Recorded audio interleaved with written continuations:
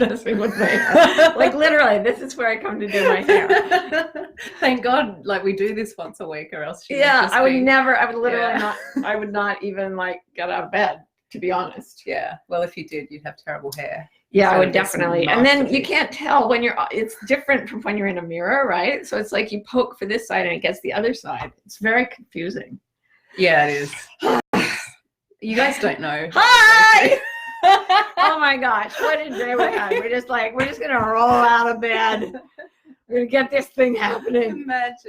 Just imagine how hard it is being us. Right? We had to get out of bed for this, you guys. What did you do? Someday soon I have to leave the house. No, that won't happen. No, just joking. I never leave the house again. How is everybody? How's Diana? Hi, Diana and Shireen. Hi, and Karine from Lila. Oh, it's so great to see you all the way from Norway all the times. And Sonia. Hi, Sonia Joy. Yay, good to see you. Alexa and Marie. Ooh, ooh, ooh, ooh, ooh, ooh. It's wonderful to have you all the gathering room again. Ooh, are we developing theme music? Oh, even yes. As we start? I'm always doing it in my head. Welcome, children. Welcome.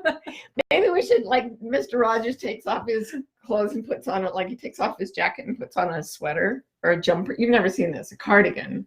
And then he like changes his shoes, and it's like this weird ritual that terrified me as a child. Sounds scary. Yeah, it was scary. But I was thinking we could do it. We could just undress and dress up again. I don't know if Facebook's policies would allow that. Yeah, I think there's a lot of that online with a lot better people than we are. I have to tell you guys something. This is something that comes up at that point. Our marketing maven Carmen always says, and that's why we don't live stream events. We don't live stream events with Ro and Marty, but we do. In this case, it's not our. Sorry. Yeah, there's no corporate element. This is just the gathering room. It's where we hang out with our friends. Yeah. Hey guys, I'm taking my clothes off.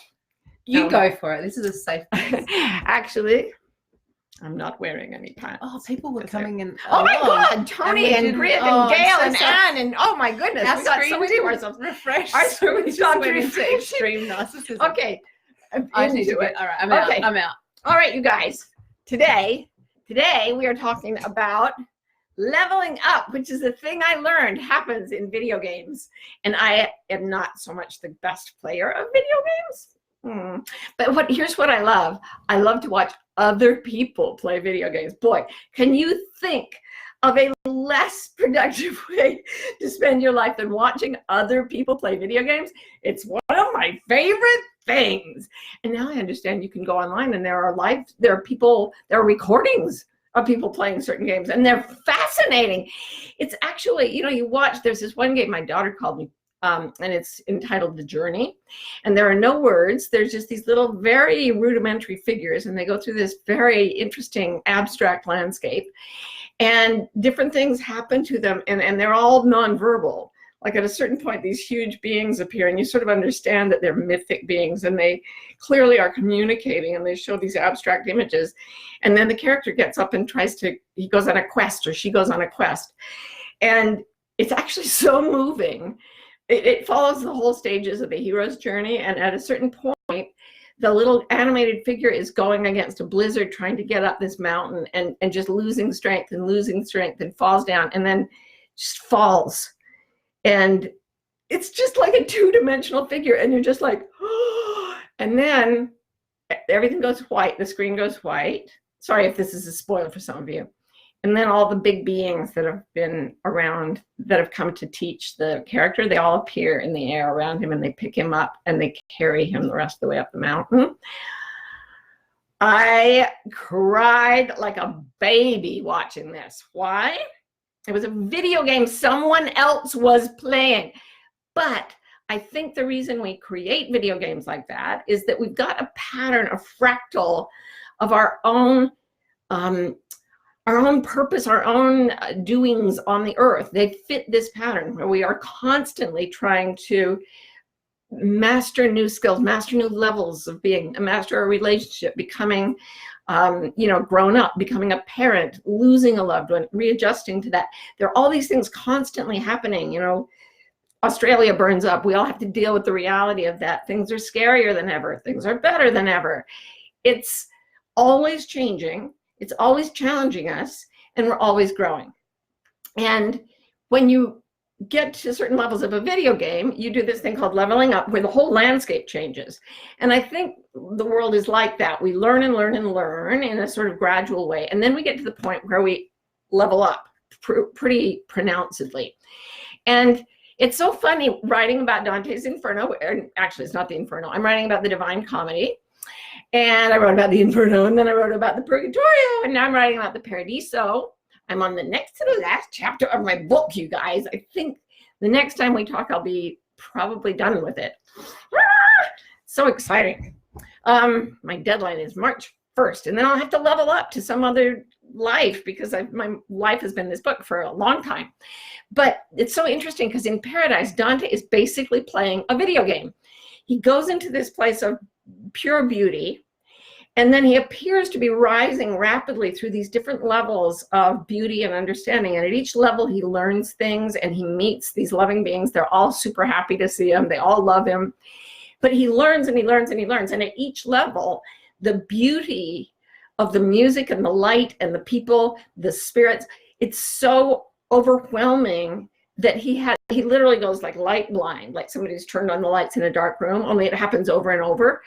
And so at one point, like, he's being guided by the spirit of his beloved Beatrice, who died earlier.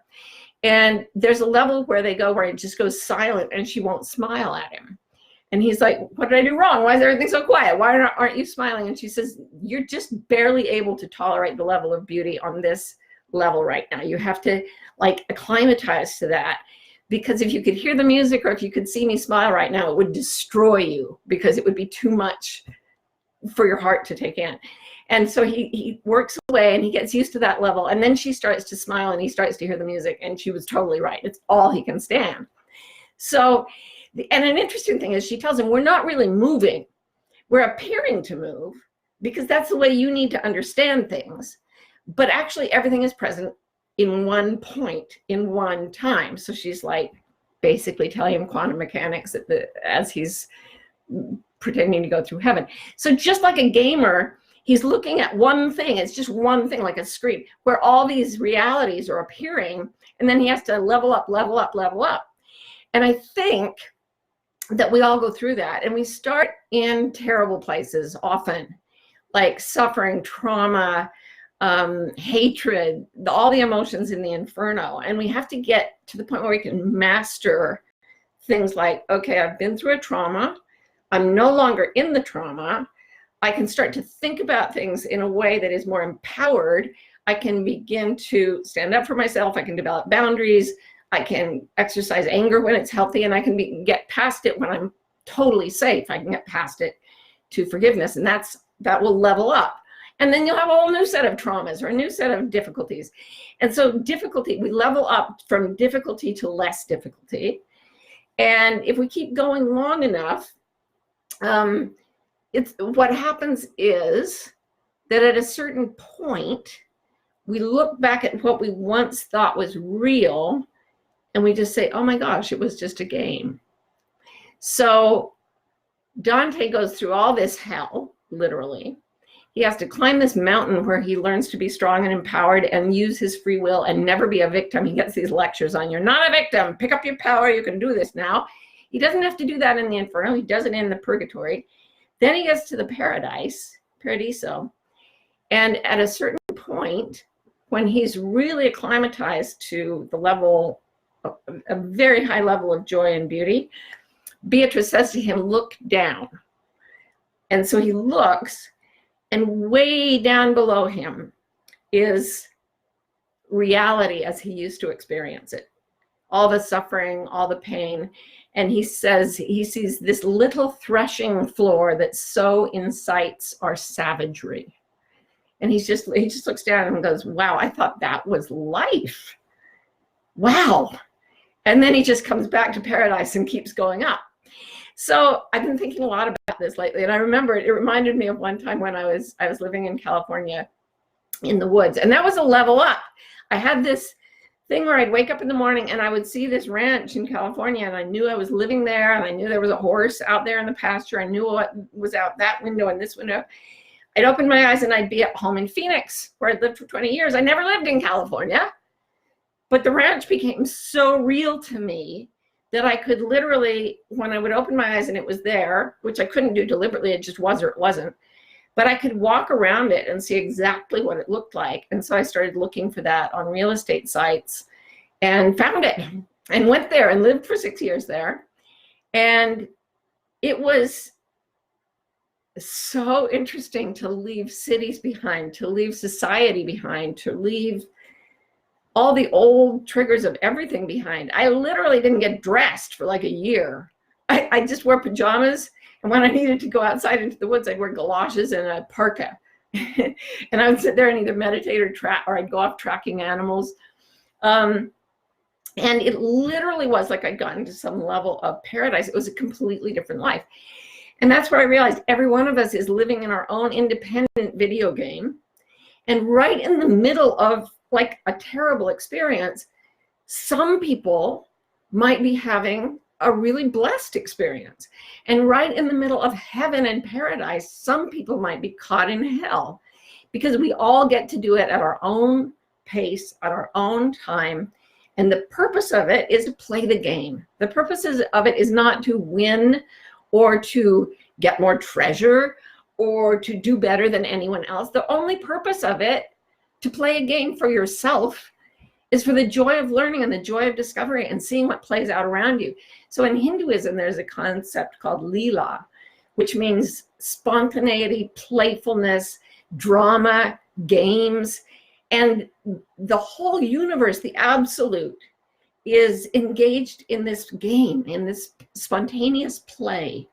It's playing this joyful, many-dimensional game of reality for the sheer joy of discovery and learning and recognizing itself in different forms and loving itself in different forms, and the ecstasy of that. So I remember going right from my ranch to, I remember the first time I went to give a speech somewhere, and it was at Deepak Chopra's center in California. So it wasn't like I was going among business suits, but I just decided no heels for me, baby. I'm wearing cowboy boots. That's what it's better than galoshes. I'll put on some clothes and cowboy boots. And I thought, they're not going to say anything. So I got there, and the guy who was organizing the speech kind of looked at me and he goes, "So you're wearing cowboy boots?" And I was like, mm-hmm. And then I got up in front of the crowd and I said, "Sorry about the cowboy boots, but to put on heels would have been doing, the only reason I would have put on heels is that I was afraid you'd judge me for doing what felt right to me. So I decided I'm not wearing shoes for that reason anymore. So please forgive the cowboy boots, but it's what felt good to me." And everybody clapped. And I was like, it worked. Then I went to New York and I met with my agent and a publisher, and they were like, "Okay, so what self-help books have done really well lately? Okay, here's this one. Could you write one like that?" And I looked at them and I was like, why? And I genuinely couldn't remember. I was like, why would I do that? Like, she already wrote that book. It's amazing. Why would I write one just like it? And they were like, "For the money." And I looked at them and, oh my gosh, I was in such Lila. I remember looking out the window at all these buildings in Manhattan, and I said, oh, right. You still think this is real? I am sure they were ready to like call the attendants to put the restraints on and give me a dose of massive medication. And I was like, yeah, no. And my agent was deeply displeased, and the editor was not interested in me. But it was like, I can't go there anymore. And that's what I wanted to talk to you guys about, because there comes a point where you're learning, and your social context is like a level. And you start to feel, I was talking to someone the other day who said she was talking to a friend and she felt this gap starting to open. And she said, "I've never felt that before. We've always been close as this." And she said, "Now it's more like this. Like, I still love her, but it's like something's happening." And I thought, oh my goodness, she's leveling up. And in our coaching system, we sometimes talk about when somebody starts going into coaching and they start leveling up really quickly, what happens is their relationships change. They still love all the people that they loved, but they don't feel really understood. And they're going, oh my gosh, you're on that little threshing floor where I used to thrash around. And why would I pretend that's real? It's so much less beautiful than what I'm moving into. And sometimes people can't come with you. And we call that the empty elevator syndrome, where you're rising up a floor so quickly that the door is closed and not everyone wants to come with you. And that is their prerogative. There's nothing wrong with it. There's not, these levels are just experiences. They're not hierarchical or value-based. One person is not better than another. We're all just one being having various experiences. So, the great villains have their own experience, and I don't know what that's about, but mine is mine. And I'm not going to stay on the floor where they're playing, right? And if I'm on a floor and I decide to go up a level, usually only a few people will come with me, and sometimes none at all. But, and there's a period of loneliness where you think, am I doing the right thing? Because this feels right to me, but gee, my agent really did not seem pleased with me, and that editor was not impressed, and oh my goodness, I may never publish in this town again. And then you kind of go, well, it's probably worth it because I'm in paradise now.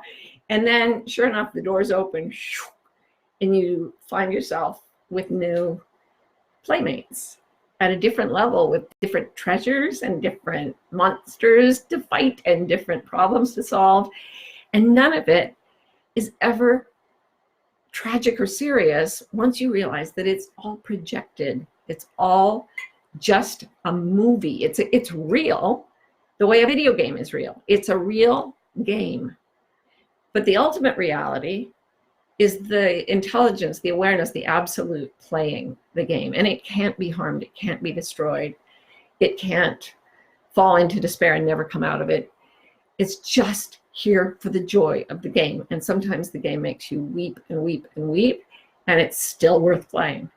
But that up-leveling thing, it gets to people sometimes. They think they've made a mistake. And I wanted to tell you, if that's happening to you, you haven't made a mistake. You're just playing the game. So now I think I will take some questions if you have any. Here comes the notorious badger herself. Here I come. Here she comes. Your cowboy boots are my no makeup this week, Marty. Oh yes, we were having this big discussion. Yeah. Oh dear, should have. Let's back to the hair. All right. Girl, it's like I'm going in. All right. So, Alexa asks, in order to level up, I need to learn how to take in love and positive feedback. How does one master this next step? Gradually. And generally, you have to break certain bonds of a relationship dynamics. So if you're in a relationship with people who have, say, personality disorders, narcissists, sociopaths, a lot of people with very low self-esteem and a lot of trauma have interacted with these people. They're not rare, like 4 out of every 100 people is supposed to be a psychopath. So you're going to run into them. And if you engage with them, like you have a romance with them or a parent is sociopathic or something, you may have to break the constraints of that relationship to heal and to be in a safe place. As long as you can't shift the pattern of your interactions with other people, it's not safe to stop feeling traumatized, because then they'll just stomp all over you. So look at the game level that you're playing. Can you continue to play that game at that level and still get healthier? I remember when there was a cult that was surrounded by the FBI and there was a big shootout. This was when my kids were little. And I remember I was coaching then. And I remember thinking, if one of those cult members came out of that compound and came to me for coaching and said, look, I really want to feel better, but I want to feel better in a way that doesn't interfere with my life in the cult. I still want all the principles of the cult to be in place. All my relationships will be the same, but I want to feel better. It wouldn't have worked. She would have, if she'd healed herself up at all, she would have had to leave the cult. So in a way, we create these little cults at every level of the game, and breaking those relationships can be absolutely essential to healing trauma. And if you have continued trauma on and on and on, it's often because you've got an ongoing relationship that won't allow you to heal. So hope that helps. It's not easy. It is not easy, but it's possible. You master the level you're playing. Mm-hmm. Sure. And then the leveling up and then happens you go on into its the own, elevator right? and they're all gone. and you're like, oh my, now I'm alone. And then the doors open and there are no peeps there. Like you guys. Yeah, but actually someone said that in empty elevator time, how nice. Here we are. We're in the elevator right now. We could all be here together in our separate elevators. Supriya asks, do you think it might be possible to get stuck in purgatory because deep down you're afraid of leveling up? Oh, yeah, for sure. I think often people go right to their graves still in the inferno. Oh, my God, I've had clients that I would, these days I wouldn't keep working with them, but they just never moved at all. And they'd come in to talk to me when I used to see clients, and they'd feel better while they were talking to me. Never lasted the drive home, right? And that just may be what they're doing. Maybe that they're here at this level of the game to really get into something gnarly. Like I've never played things like Mortal Kombat or what Grand Theft Auto or whatever, but I understand they're not really wholesome.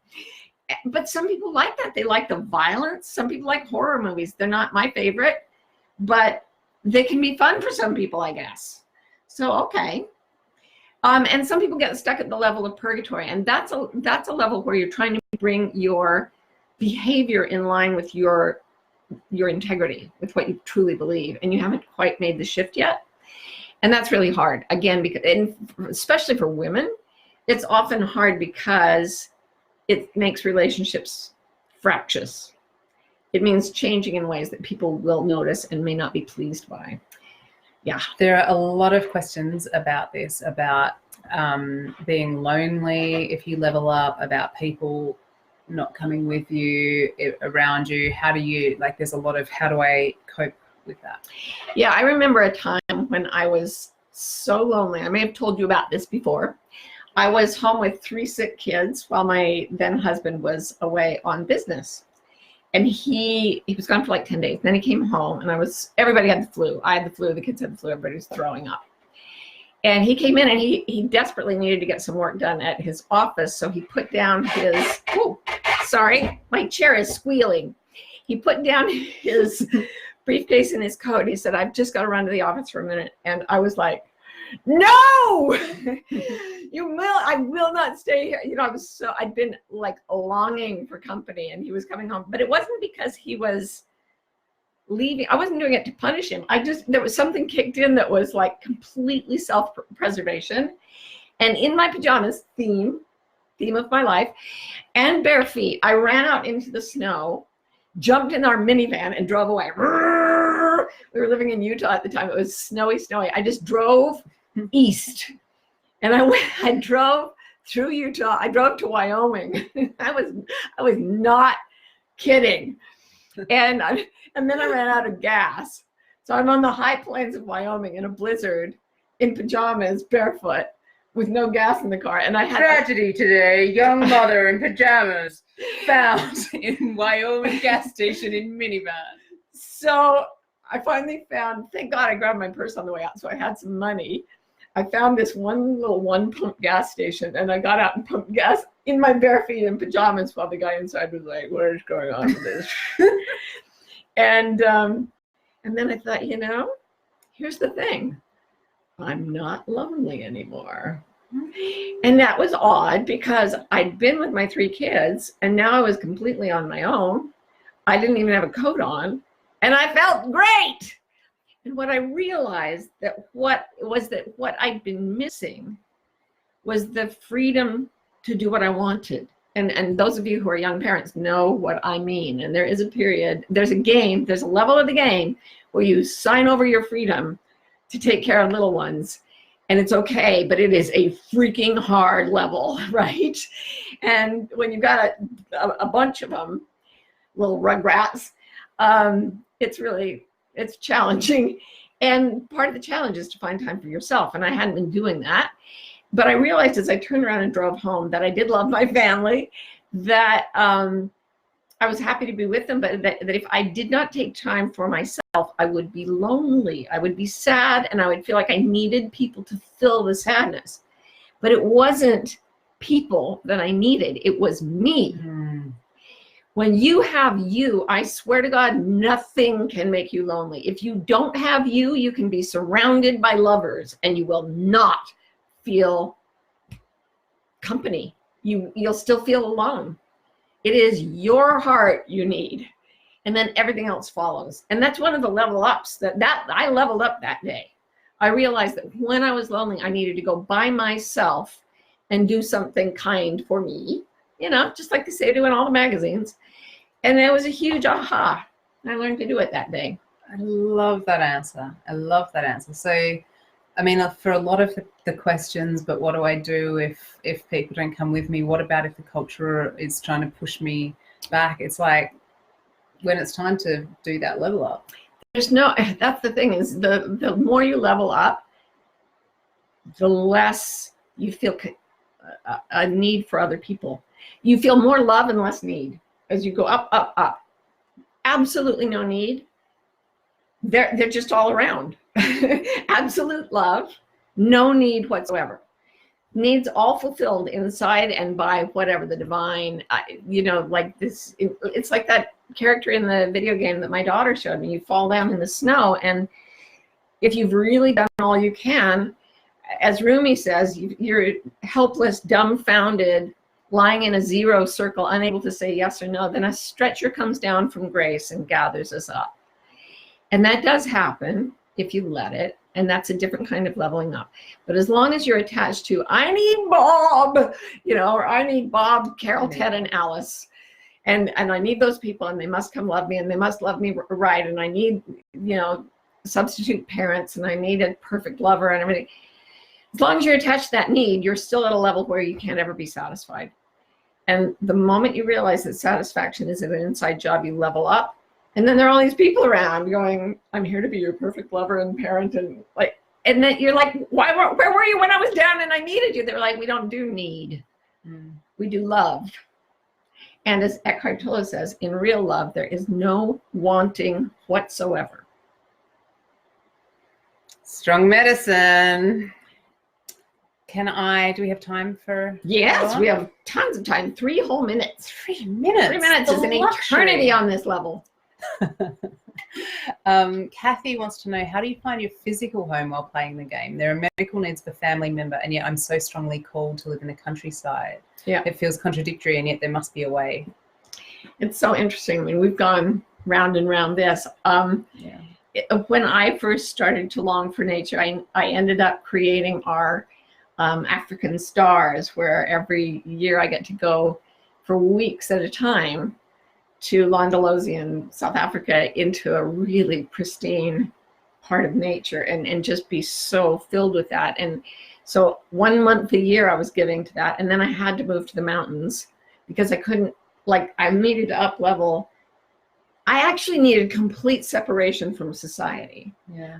I was on a hermit's retreat. All I wanted to do was meditate, walk through the woods, and then meditate again.